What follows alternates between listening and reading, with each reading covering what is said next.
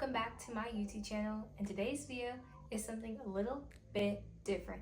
And today's video is hair terminology 101. In today's video, we're going over 5 words and terms you need to know to grow your lovely hair. But before we hop into today's video, like, comment, subscribe, turn on your post notifications, make sure your post notification says all to join us loves, because we are a family. Now let's get on with today's video. First hair term you need to know is hair texture. Hair texture refers to one diameter of one hair strand. So the diameter of one hair strand is your hair texture. So you can have one of 3 hair textures. You can have fine hair texture like this pencil, medium hair texture like this thin Sharpie, and coarse hair texture like this thicker Sharpie. This represents the hair's texture. The diameter of this pencil is not bigger than the diameter of this marker. So this is coarse hair texture. So your hair strands are thick. Hair texture is not your hair type. A lot of people get hair type and hair texture confused.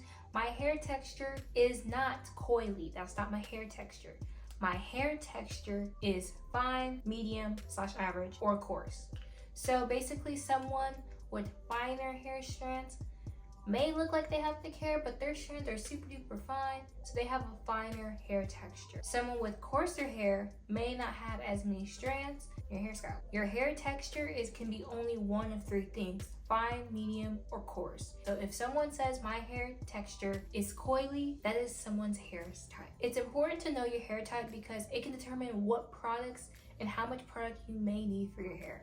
So if you have finer hair, you may not need as much product. However, the coarser your hair texture is, you may need more product. Our next word is to know your hair type. Now, hair type is basically the shape of your hair. This is when people say, oh, my hair texture is coily. No, that is your hair type. So knowing the difference between hair texture and type is such a huge difference when it comes to what product and what things may work for your hair. So your hair type can be one of 4 things. You can have a straight hair type, a wavy hair type, curly hair type, or coily / kinky. This is very important to know what techniques may work for your hair, what styles may look best for your hair. Some things may work for other people, some things may not, but going based off your hair type to know what styles may work would really help you know what you want to do with your hair. The third term is hair density. This is referring to how many strands per inch is there. How many strands per square inch is there? There's 3 different types of densities. There's low, medium, and high. Low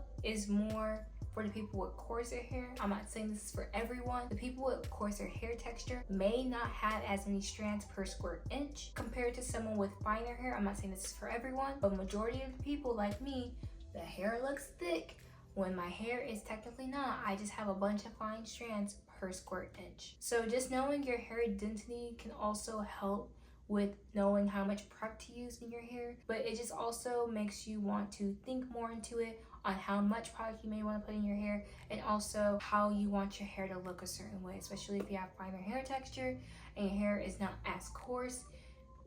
You may want to add more volume to your hair, or you may want to elongate your hair depending on your hair density. Knowing your hair density is just as important as knowing your other 2 terms. The 4th, and I think the most important one, is to know your hair porosity. Knowing your hair porosity will literally change the game when it comes to using certain products. Hair porosity refers to the ability for your hair to absorb moisture. There are 3 different types of porosities: low porosity, medium porosity, and high porosity. Someone with low porosity, their cuticle layer is shut. Most likely to determine that you have lower porosity hair, does your hair take forever to dry? Someone with medium porosity / average porosity, most likely their cuticle layer is opens well, it shuts really well when it needs to be shut. It's just easy to flow with. Most likely that's a virgin hair to be more low to medium porosity. However, someone with higher porosity, someone can be born with high porosity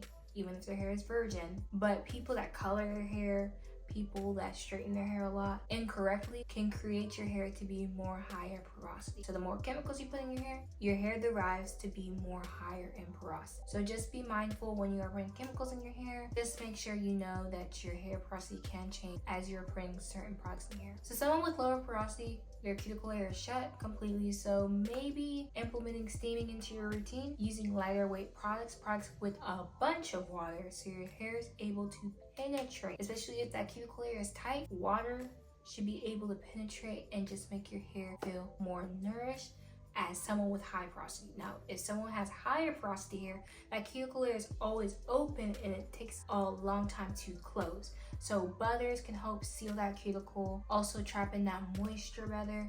Thicker products like moisture milks and thick leave-ins and styling creams, those are some things to look into if you have higher porosity, and also butters. Now, I'm not saying someone with low porosity cannot use these products, but make sure it has a lot of water and a lot of slip so your hair is easy to manage and able to penetrate into the cuticle. So if you're wondering how can I test my porosity if I really do not know, is you can do the water test. The water test is one way to check your hair's porosity. So you're gonna take a cup of room temperature water in a glass and you're gonna place a hair strand into there. So once you place that hair strand into the cup, I'm gonna wait some time, 5 to 10 minutes. But once you test that, if your hair is at the top, you have low porosity, that means your cuticle hair is completely shut. If it's in the middle, you have medium porosity, average porosity. If it's at the bottom, you have high porosity. For your hair to accept product the best, medium porosity is the best overall. When you know your hair porosity, it's easier to determine what products may work best for your hair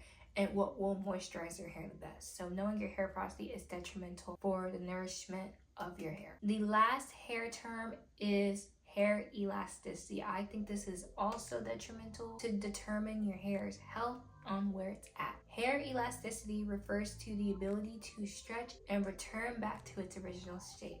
So if I pull my hair strand, is it gonna go back to its original form? The 3 elasticities: low, medium, and high. Someone who has low elasticity has weak and brittle hair. Most likely your hair is weak, hair is brittle, it won't be able to return back to its shape. This really means you are lacking moisture and protein. So basically your hair is dry. Wet your hair, put some conditioner in your hair, bring back that moisture into your hair because you need it. And if your hair needs more protein, bring that protein in because it's detrimental. We need that balance of moisture and protein. If you need more moisture, bring back that moisture. If you need more protein, bring back that protein because your hair ain't going to survive without both. So making sure you have both into your routine, especially if your hair is weak and brittle. So we don't want low elasticity. Now if your hair is medium elasticity, basically your hair is able to stretch and go back to its original state flawlessly, easily. There's no twists, turns, no problems with your hair. Basically, you are good. When you have medium elasticity, your protein and moisture balance is superb. Now, if you have high elasticity, it can stretch to its full capacity, but it cannot return back to its original state. You're basically over moisturizing or over strengthening your hair. So that means your hair can basically chip off, or it can be very sluggish and have no curl or have no bounce or have no strength to it because it's so, it's like a slug.